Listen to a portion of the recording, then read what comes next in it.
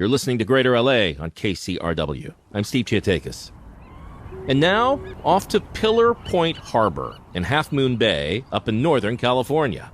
On a day like today, there's no wind, there's some great swells, and we have the opportunity to go on a jet ski, and I'm going to be able to ride some really long swells and just go soar like the pelicans. That's Hawaiian big wave surfer Kai Lenny. He's the ultimate waterman. Kite surfing, free diving, stand-up paddleboarding. He does it all. And in the last couple of years, he's become the face of a new type of surfing. It's called hydrofoiling. And that's what he's going to do here today. The coolest thing about the hydrofoil is the ability to ride the biggest waves in the world, the smallest waves in the world, no waves.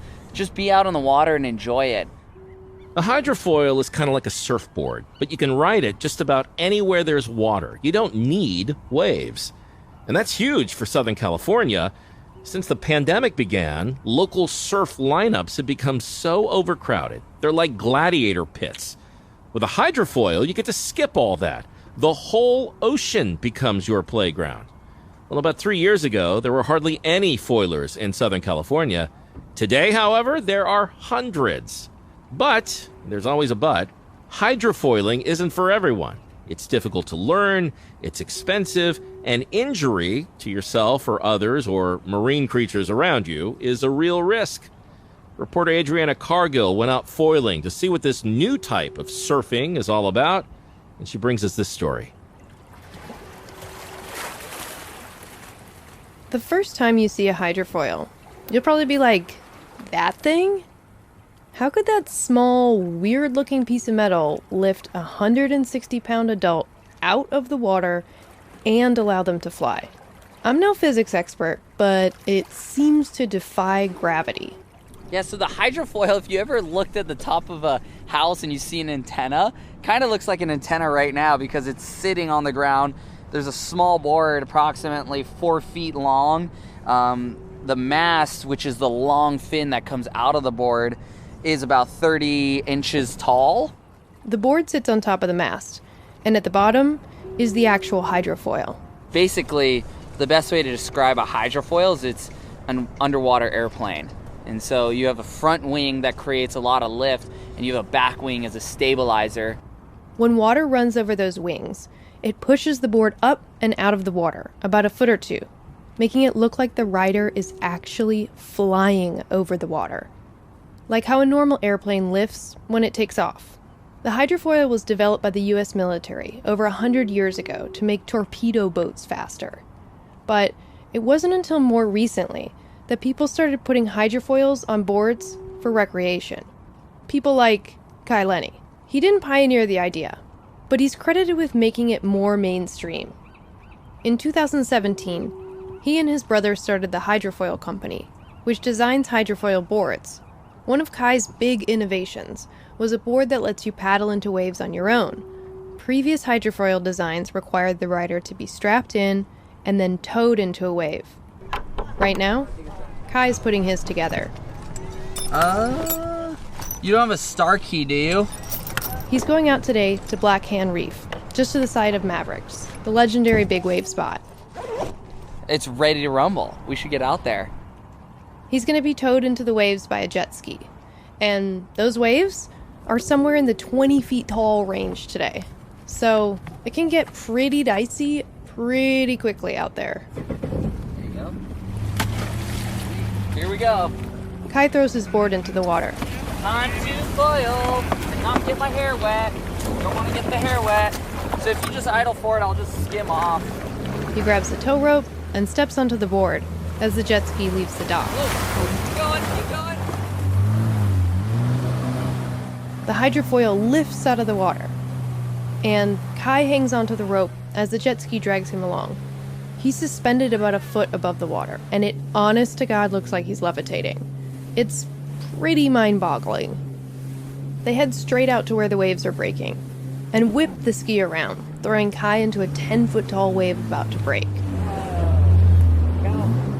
Instead of making the wave, Kai falls off his board. He's hit kelp. One downside to foiling is that it can get caught on sea life. On occasion, Foilers have also hit sharks, turtles, or other creatures because when this thing gets going, it goes really fast, up to 40 miles per hour. Kai's now being towed into a 15-foot plus wave. He lets go of the tow rope and starts carving up and down its face. He moves so fast it's hard to even clock what he's doing. The foil cuts through the water like a hot knife through butter. It looks like he's dancing on the wave. Kai gets wave after wave as the sun begins to set. Are we calling it? Yeah, I think so. It's getting dark. You said you wanted to get behind the rope. All right, you ready? I did not say that. Not out here. No, not out here. Back in LA, I decided to give it a try myself. So I found Peter de Avila, who teaches hydrofoiling lessons in Marina del Rey. Morning. Good morning. Here's his basic tips on riding the foil. This is completely different. This is its own balance. You can't compare it to anything. So the three angles you're dealing with are pitch, roll, and all, just like an airplane. Exactly, so you're basically flying an airplane with your feet. There's no one out on the Santa Monica Bay this warm and windless Tuesday morning. When it's my turn, holy schmoly is this hard. I get to my feet and stay there for a while, but never get the foil to lift out of the water. It's not like paddle and surfing at all. It really is the art of trying to stay still, while you're balancing on something that feels like a unicycle. Ari Soffer is one of Peter's former students, and he says it took him about a year to learn, but he's a huge fan, even after getting pretty injured. I dislocated my shoulder like a few months ago. We were doing a downwind run I think we were going from Leo Carrillo down to Zuma. Ari foils with a wing, which is basically like a sail for a windsurfer, so he doesn't need any waves at all.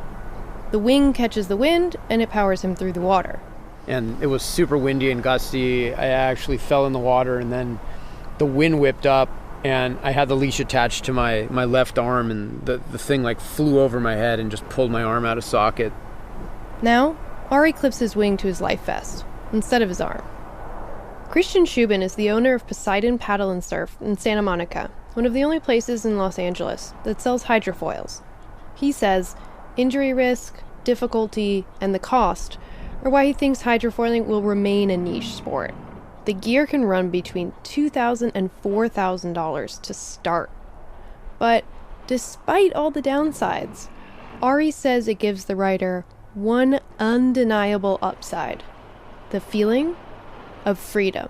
Dude, this is the most revolutionary thing ever. You can literally, with the wing, flies on the wind, it floats, puts no strain on you, and you can use the same thing to power you out into the ocean. It's like the most unbelievable freeing thing, and then you can ride for miles. It's the best feeling ever, just being able to get onto a swell and ride from way out in the ocean, like for an unlimited amount of time. It's like amazing.